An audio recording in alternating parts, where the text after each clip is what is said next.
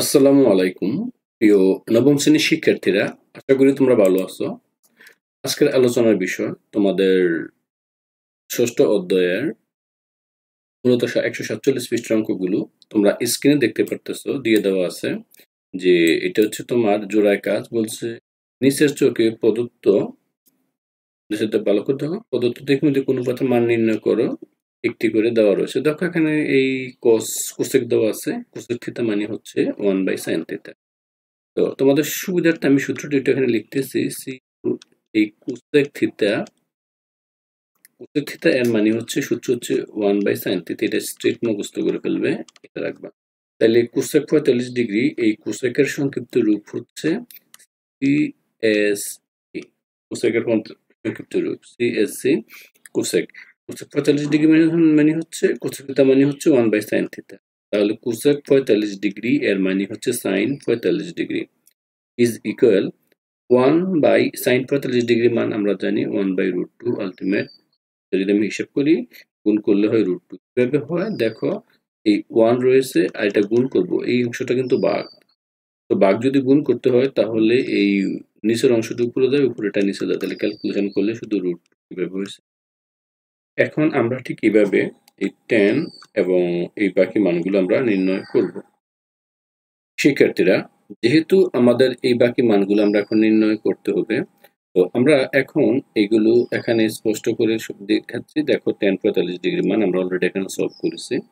দেখো আমরা যেটা জানি, এই tan, এই মূলত এই এখান থেকে আমি এখানে দেখো এই অংশটা দেখাচ্ছি, সাইন তো দেখিয়েছি এই অংশটা tan। তাহলে এই tan 45 ডিগ্রি, তাহলে আমরা জানি এই tan থিটা মানে হচ্ছে আমার এই সাইন থিটা। tan থিটা মানে হচ্ছে এই সাইন থিটা বাই এই কোস থিটা। সরাসরি চাইলে আমরা tan এর মান বসাতাম, বাট আমাদের এখানে এই যে ছকগুলো দেওয়া ছিল এই সাইন এবং কোসের মাধ্যমে দেখাইতে। তাহলে দেখো এই tan থিটা এর মান হচ্ছে সাইন বাই কোস।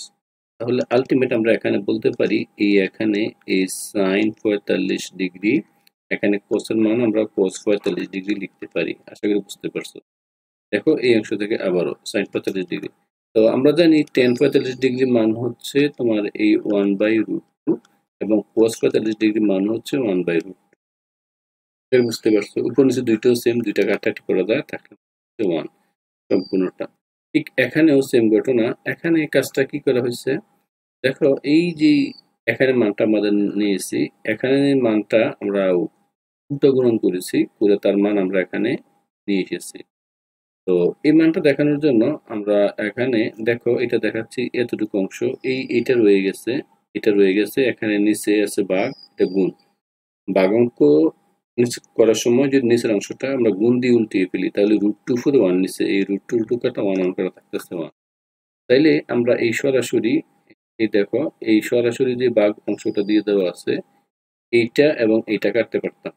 এটা কাটলে সরাসরি 1 চলে আসতো, বাট আমরা এখানে একটু কাটাকাটি করে দেখিয়েছি। আবার দেখো এটা হচ্ছে sec 45 ডিগ্রি। sec 45 ডিগ্রি মান হচ্ছে, আমরা sec থিটা মানে হচ্ছে 1/cos থিটা। অর্থাৎ এই sec থিটা এর সূত্র হচ্ছে 1/cos থিটা। তাহলে sec 45 ডিগ্রি হলে আলটিমেট এর মান হচ্ছে cos 45 ডিগ্রি। একটি সোজা বিষয়। তাহলে cos 45 ডিগ্রি মান হচ্ছে 1/√।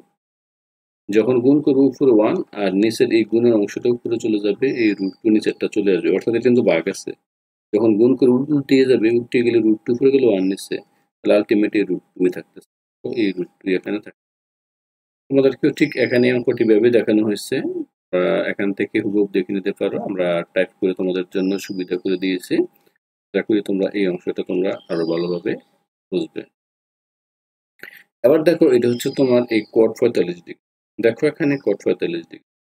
তো cot থিটা এর মান হচ্ছে cos বাই sin, আমরা জানি এই cot থিটা এর মানে হচ্ছে এই cos theta by sin theta, মাথায় রাখতে হবে। যেহেতু এখানে এই cot আমাদের 45 ডিগ্রি নির্ণয় করতে হবে, তাহলে cot মানে হচ্ছে cos, আমাদের এই cos 45 ডিগ্রি। তাহলে আমরা এখানে এই cos 45 ডিগ্রি লিখলাম, এই sin 45 ডিগ্রি তাও লিখলাম। দেখো এই cot 45 ডিগ্রি মান হচ্ছে 1/√2 এবং sin 45 ডিগ্রি মানও 1/√2। তাহলে দেখো এই সম্পূর্ণটা আর এই সম্পূর্ণ যদি কাটাকাটি করে দেয় তাহলে মান হয় 1, এখানে 1। অথবা কারো যদি মনে হয় না আমি এইভাবে কাটাটি করবো না, আমি আর একটু ক্যালকুলেশন করবো, করতে পারো। এই 1/√2 থাকবে, এটা গুণন হবে, এই নিচের মানটা যাবে উপরে আর উপর মানটা আসবে নিচে, কাটাকাটি করলে হচ্ছে 1, এক কথায়। তো শিক্ষার্থীরা, এই ছিল আমাদের মূলত এই 147 পৃষ্ঠার অঙ্কগুলো। যদি তোমরা মনে করো এগুলো কঠিন, সেক্ষেত্রে তার কিছু করার নেই। তো ভিডিওটি বেশ কয়েকবার দেখবে, দেখলে ইনশাল্লাহ তোমরা সহজেই পারবে এবং এটা নিয়ে হতাশ হওয়ার বা টেনশন হওয়ার কোনো কিছুই নেই। তো আজকে এই পর্যন্ত।